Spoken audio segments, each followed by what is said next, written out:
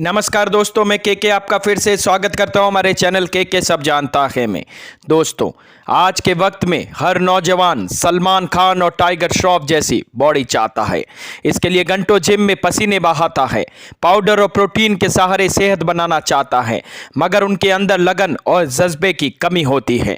मगर भारत में एक ऐसा शख्स भी रहा है जिसने अपनी लगन, जज्बे और कड़ी मेहनत से दुनिया के तमाम पहलवानों को धूल चटाई थी और उसे हराने वाला कभी पैदा ही नहीं हुआ। हम बात कर रहे हैं द ग्रेट गामा की, यानी गामा पहलवान की। अगर हम आपको गुलाम मोहम्मद बख्श भट्ट के बारे में बताएं तो मुमकिन है कि आप उन्हें नहीं पहचान पाएंगे, लेकिन अगर हम गामा पहलवान कहेंगे तो जरूर आपने अपनी जिंदगी में उनका नाम सुना होगा। द ग्रेट गामा वो शख्स हैं जो दारा सिंह से भी पहले रुस्तम हिंद का खिताब अपने नाम कर चुके हैं। यही नहीं, वो वर्ल्ड चैंपियन भी बने थे और उन्होंने बड़े बड़े दिग्गजों को प्रेरित भी किया था। 22 मई 1878 को कपूरथला जिले के जब्बोवाल गांव में गामा पहलवान का जन्म होता है। वो एक कश्मीरी मुस्लिम परिवार से आते थे और उनके पिता मोहम्मद अजीज बख्श दतिया के महाराजा भवानी सिंह के दरबार में कुश्ती लड़ा करते थे। अजीज दक्षिण भारतीय रेसलिंग कुश्ती धुरंधर पहलवान थे।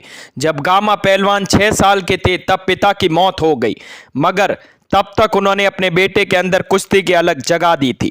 गामा पहलवान के नाना नून पहलवान ने उन्हें और उनके भाई को पहलवानी सिखाने का जिम्मा उठाया था। फिर गामा पहलवान के मामा ईदा पहलवान ने उन्हें कुश्ती के पैतरे सिखाए।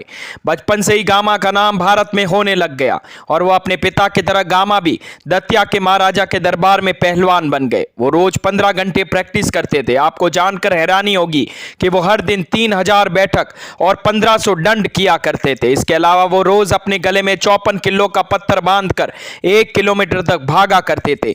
यही नहीं, वो रोज 10 लीटर दूध, आधा लीटर घी, 1.5 लीटर मक्खन और 2 किलो फल खाया करते थे। The wrestlers body identity and ideology north India नाम से किताब लिखने वाले जोसेफ वॉल्टर ने इसके बारे में अपनी किताब में भी विस्तार से बताया है।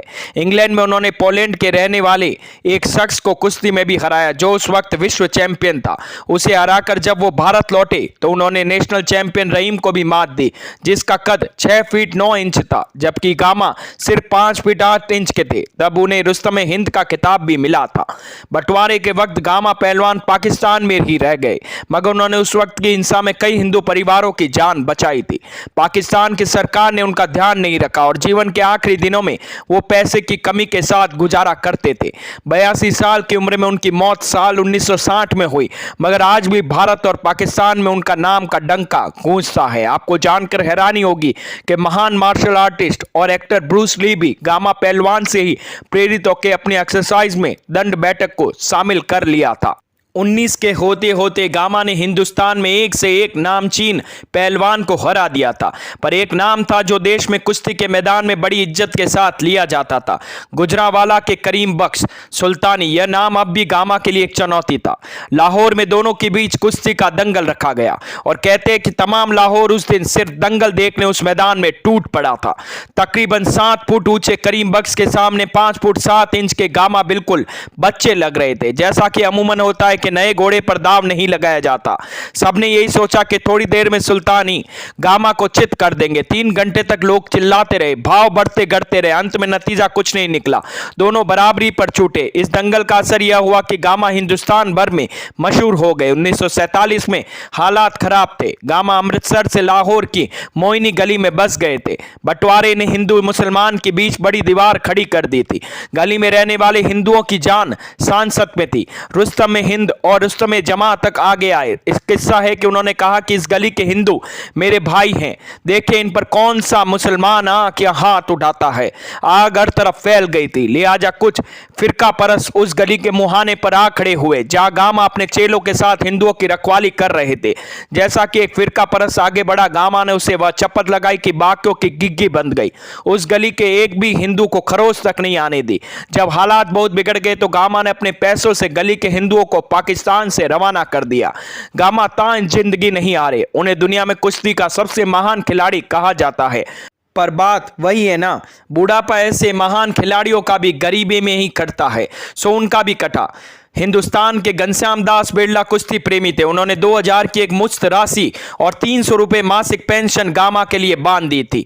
बड़ौदा के राजा भी उनकी मदद के लिए आगे आए थे। पाकिस्तान में जब इस बात का हल्ला हुआ तो सरकार ने गामा के इलाज के लिए पैसे दिए। इससे याद किया कि बड़ौदा के संग्रहालय में 1200 किलो का एक पत्थर रखा हुआ है, जिसे 23 दिसंबर 1902 के दिन गामा उठाकर कुछ दूर तक चले गए थे। हाल के समय में पहलवानी और कुश्ती से जुड़ी 2 फिल्में सुल्तान और दंगल काफी हिट रही। अभिनेताओं और निर्माताओं ने करोड़ों कमाए, कमाना भी चाहिए, पर क्या सलमान खान और आमिर खान में से कोई राष्ट्रीय खेल संस्थान पटियाला जाकर इस खेल को आगे बढ़ाने के लिए कुछ धनराशि देकर आया होगा?